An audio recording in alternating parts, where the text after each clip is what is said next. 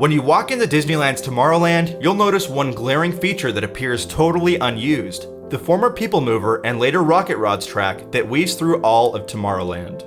What's the history behind those attractions, and what's in store for the track in the future? When Disneyland opened in 1955, Tomorrowland was the last area of the park completed. It was rushed through construction and suffered from a series of budget cuts as the rest of the park was nearing completion. As a result, the original Tomorrowland was extremely dependent on sponsors such as the Monsanto Company and Richfield Oil, and none of the rides or attractions within the land lived up to Walt Disney's original hopes for Tomorrowland. For that reason, Walt always planned on refurbishing Tomorrowland as soon as he had the money and time to do so, but it would be a little while before that would happen. In 1959, Disneyland opened up 3 brand new e-ticket attractions within Tomorrowland: the Disneyland Monorail, Matterhorn Bobsleds, and the Submarine Voyage. These new attractions would pacify Walt's vision of Tomorrowland for a few years, though he still planned to overhaul the land as soon as he could turn his attention to it. But right as the new Tomorrowland attractions opened to the public, Walt's focus shifted to the 1964 and 65 New York World's Fair, at which he would unveil a number of other future classic Disney attractions. The New York Exposition of 1964 is the greatest World's Fair of all times. You might be wondering how an animation studio like ours got into the World's Fair business. And frankly, I've often wondered about that myself.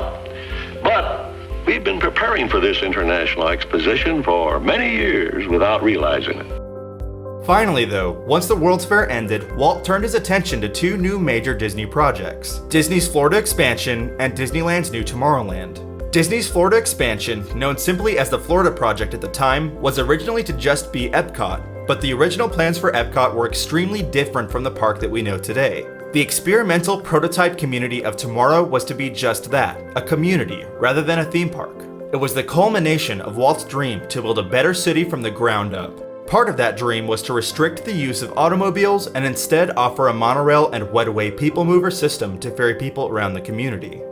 The transportation heartbeat of EPCOT will be the 2 electric-powered systems, monorail and Wedway, that radiate to and from the transportation lobby. And the key system in this coordinated network will be the Wedway PeopleMover.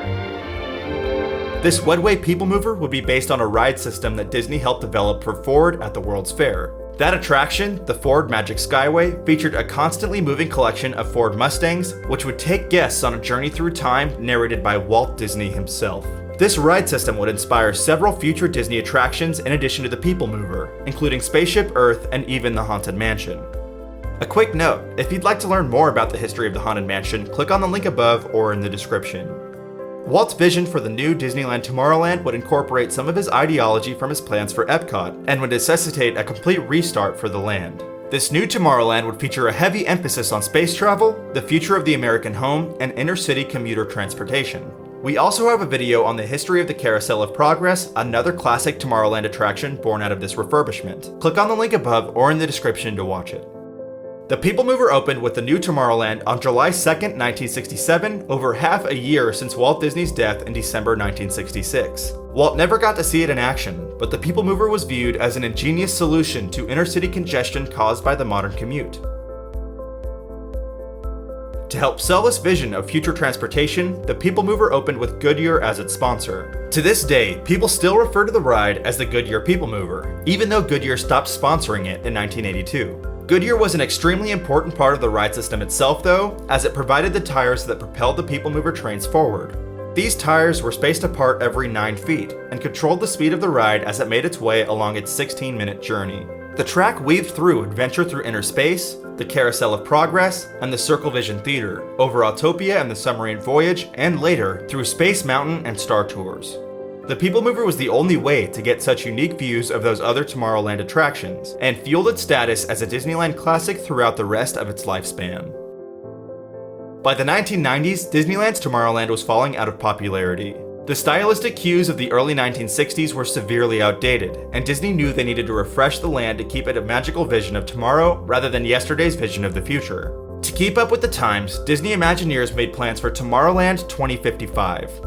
Not a whole lot is known about this concept, but its construction would have yet again completely overhauled Tomorrowland. This new concept came at a time when Disney's then CEO Michael Eisner was trying to make the Disney parks more appealing to a younger audience, so Tomorrowland 2055 would incorporate more thrilling rides within an alien-like setting.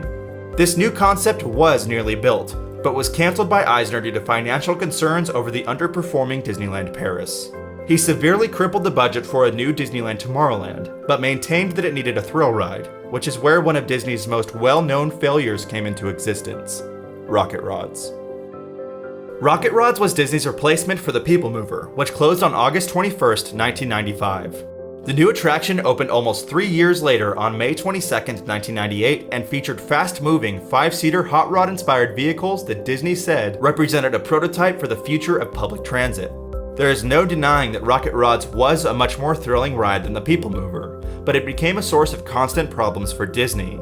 The main source of the problem was Disney's decision to build Rocket Rods upon the existing PeopleMover track in an effort to save money. This flat, unbanked track meant that the Rocket Rods had to decelerate to a relative crawl before each turn, allowing the ride to only reach top speeds on the straight sections.